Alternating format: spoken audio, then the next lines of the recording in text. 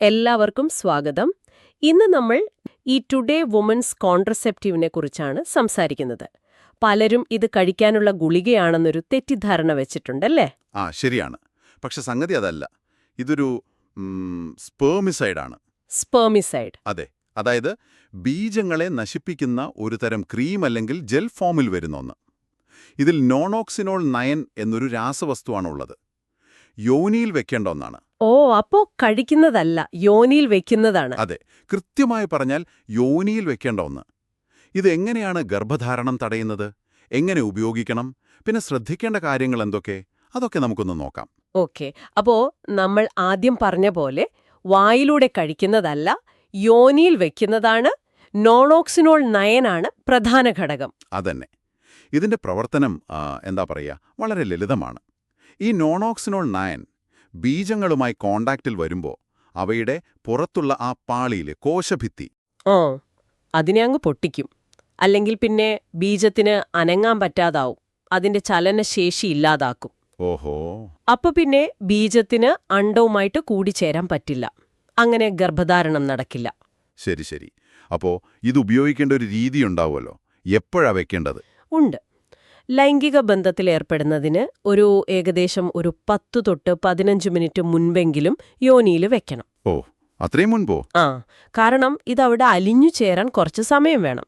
ഇത് ചെറിയൊരു ടാബ്ലറ്റ്, അതായത് സപ്പോസിറ്റി, അല്ലെങ്കിൽ ചിലപ്പോൾ നേർത്തൊരു പാളി, ഫിലിം പോലെയൊക്കെ വരും.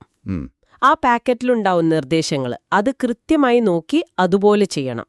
സാധാരണയായി വിരലുപയോഗിച്ച് നമ്മുടെ ഗർഭാശയ മുഖം ഇല്ലേ, സർവിക്സ്, അതിന്റെ അടുത്തേക്ക് പറ്റുന്നത്ര ഉള്ളിലേക്ക് വെക്കാനാണ് പറയുക. ഓക്കെ.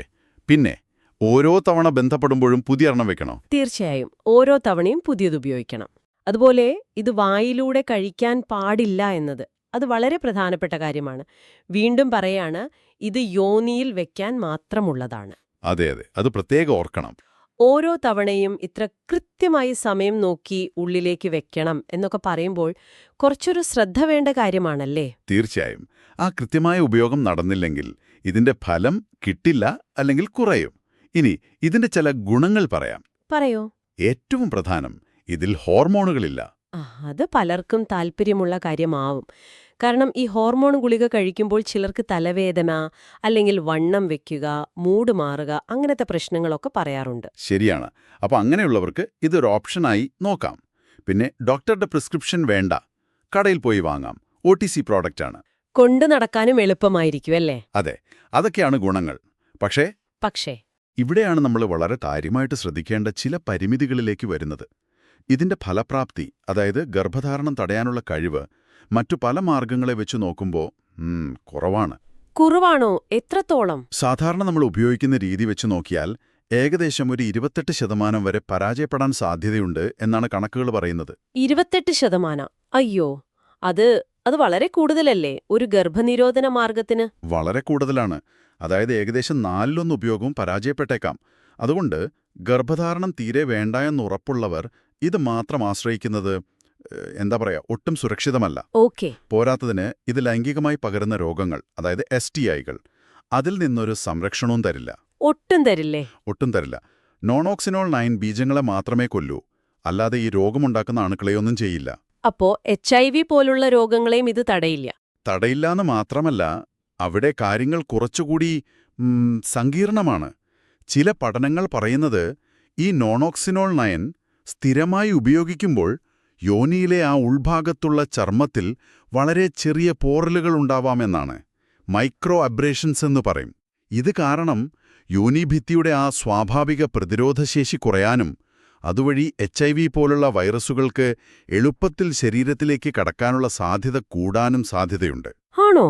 അയ്യോ, ഇത് ശരിക്കും പേടിക്കേണ്ട കാര്യമാണല്ലോ. നമ്മൾ ഗർഭം തടയാൻ നോക്കുമ്പോൾ വേറെ അസുഖം വരാനുള്ള സാധ്യത കൂട്ടുന്നു എന്ന് പറഞ്ഞാൽ. അതെ, അതുകൊണ്ടാണ് ഈ കാര്യങ്ങൾ വ്യക്തമായി അറിയണമെന്ന് പറയുന്നത്. ഇത് എല്ലാവർക്കും അറിവുള്ള കാര്യമല്ല. പിന്നെ ചിലർക്കിത് ഉപയോഗിക്കുമ്പോൾ ചൊറിച്ചിൽ, നീറ്റൽ, അലർജി പോലുള്ള അസ്വസ്ഥതകളുമുണ്ടാവാം. അപ്പൊ ഈ കുറഞ്ഞ ഫലപ്രാപ്തിയും ഈ പറഞ്ഞ റിസ്കുകളുമൊക്കെ വെച്ച് നോക്കുമ്പോൾ ഇതിനെ കൂടുതൽ സുരക്ഷിതമാക്കാൻ എന്തെങ്കിലും വഴിയുണ്ടോ? ഉണ്ട്. ഏറ്റവും നല്ല വഴി ഇത് ഒറ്റയ്ക്ക് ഉപയോഗിക്കുന്നതിന് പകരം കോണ്ടം പോലെയുള്ള ഒരു ബാരിയർ മെത്തേഡിന്റെ കൂടെ ഉപയോഗിക്കുക എന്നതാണ്. രണ്ടും കൂടെ? അതെ.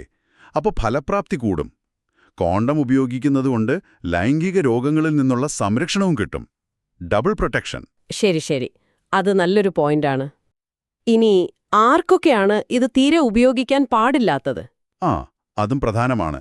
യോനിയിൽ നിലവിൽ എന്തെങ്കിലും അണുബാധയോ ചൊറിച്ചിലോ മുറിവോ മറ്റ് അസ്വസ്ഥതകളോ ഉള്ളവർ ഇതൊഴിവാക്കുന്നതാണ് നല്ലത്.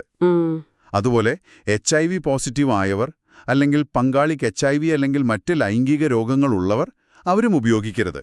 പിന്നെ ഗർഭിണികൾ അല്ലെങ്കിൽ ഗർഭിണിയാണോ എന്ന് സംശയമുള്ളവർ, അവരും ഉപയോഗിക്കാൻ പാടില്ല. ഓക്കെ. അപ്പോ നമ്മൾ ഇത്രയും സംസാരിച്ചതിൽ നിന്ന് ഏകദേശം ഒരു രൂപം കിട്ടിക്കാണും. ഈ ടുഡേ കോൺട്രസെപ്റ്റീവ് എന്ന് പറയുന്നത് നോനോക്സിനോൾ 9 ഉള്ള യോനിയിൽ വെക്കുന്ന എളുപ്പത്തിൽ കിട്ടുന്ന ഒരു സ്പെർമിസൈഡാണ്. ഹോർമോൺ ഇല്ല എന്നത് നല്ല കാര്യം. പക്ഷേ ഫലപ്രാപ്തി വളരെ കുറവാണ്. അത് ഓർക്കണം. ലൈംഗിക രോഗങ്ങളെ തടയില്ല. പോരാത്തതിന് HIV പോലുള്ള അണുബാധ കയറാനുള്ള സാധ്യത ചിലപ്പോൾ കൂട്ടിയേക്കാം. ഇതൊക്കെ വളരെ ഗൗരവമുള്ള കാര്യങ്ങളാണ്. ശരിയാണ്. തീർച്ചയായും.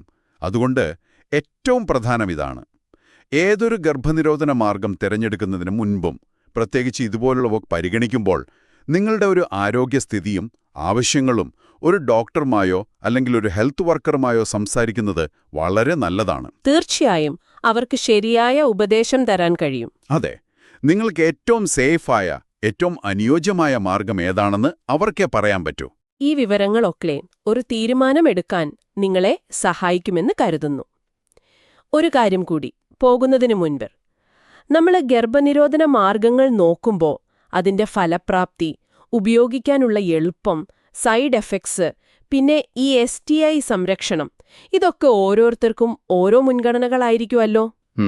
അപ്പോ നിങ്ങൾക്ക് ഏറ്റവും ശരിയായ ആ ഒരു ബാലൻസ് എങ്ങനെ കണ്ടെത്താൻ പറ്റും? ഇതിനെക്കുറിച്ച് വെറുതെ ഒന്ന് ആലോചിച്ചു നോക്കണേ.